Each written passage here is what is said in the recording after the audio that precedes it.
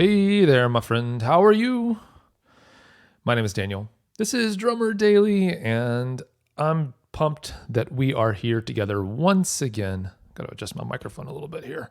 Pumped that we're here together, you and me, to talk about drumming and all that kind of stuff.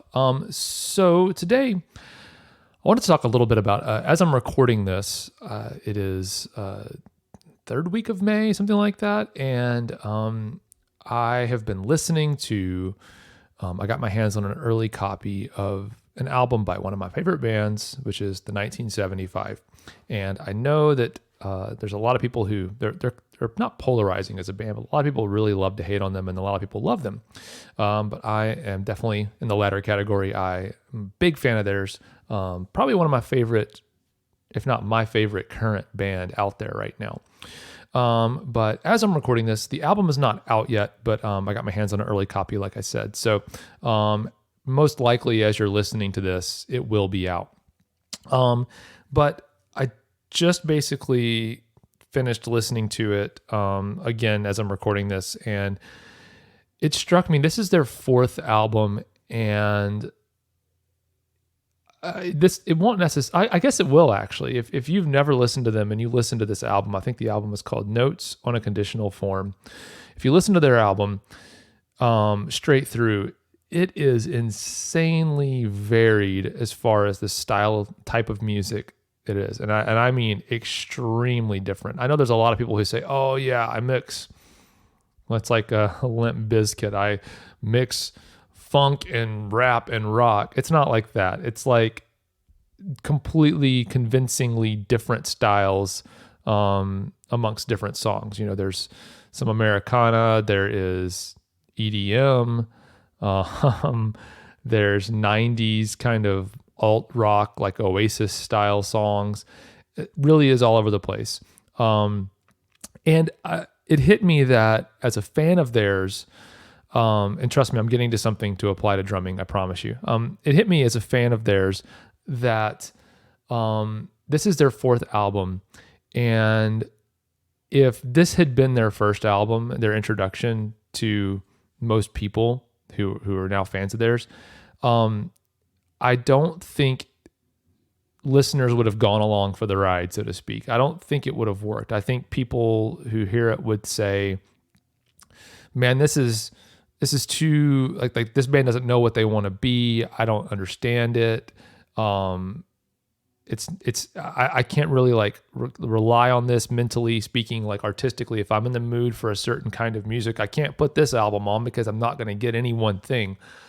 And so it's interesting though, because this is their fourth album. I feel like, at least me as a fan, and I've seen comments from other people that we're kind of willing to go along on the ride, and enjoy it and actually understand the context of where all of these different types of music sit within kind of their wheelhouse as a band.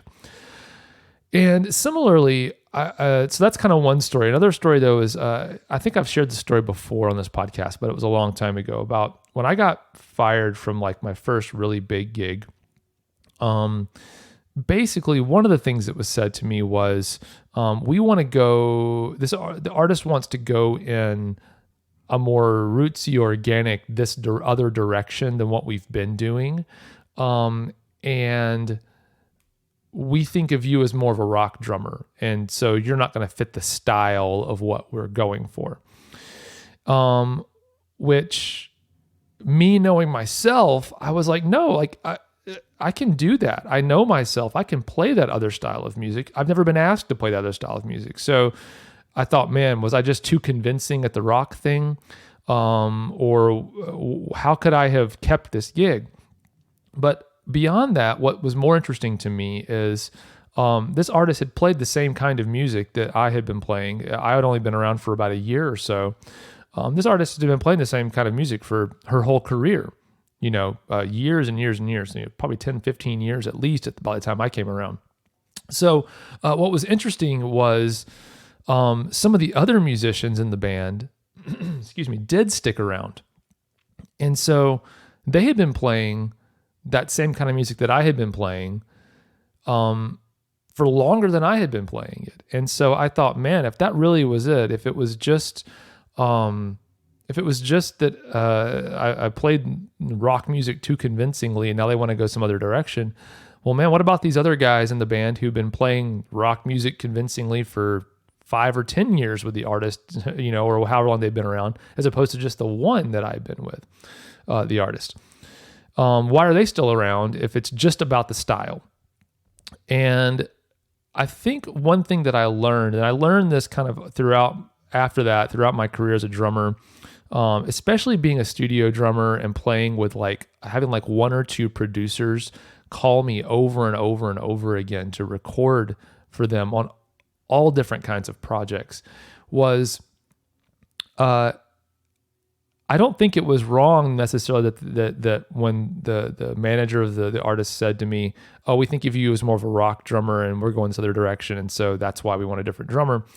But I think kind of underlying that was, we don't know you well enough to have. We don't know you well enough to have this desire to have you around outweigh a stylistic change. So let me tell you what I mean. So, and some of the stuff that we're a producer, like I said, a couple of producers probably accounted for 90% or more of the studio work that I've done. So they hired me a lot. But I think what's interesting with those guys, those producers, is they would call me for all different types of music, but each of them, I think at first, I'm trying to remember back, each of them at first had me on one project or a couple of projects that all were kind of in the same wheelhouse, but we would spend hours and hours and hours every day with each other working on these projects. And as they got to know me, they liked having me around. And I was able to show my musicality and my ability to play and be creative within a certain environment to show more of what I could do. But also, I think they just liked having me around. We got along well. And so when another artist came along that they were producing that was a different style than what I had done so far, they may have never actually heard me play that style before, but they knew they could trust me and they liked me as a person. They liked having me around enough that they were willing to have me around because they knew that they could communicate with me well. I would work hard to understand what they were asking me to do. I would enthusiastically play whatever they were asking me to do, and so on. So my experience or what they knew of my playing didn't really matter as much as them knowing and trusting me did. And I didn't have that one on the gig that I got fired from. They just, because we played one set list basically the whole time I was the drummer for this artist. And it was kind of we show up for the gig, we got a chance to know each other pretty well, but from a musical kind of vocabulary and interacting standpoint, they didn't get a chance to know me as well. And I think that's part of where it came in. So what can we do with that as drummers? Well, what I think that you and I can do with that knowledge, that idea as a drummer, is understand that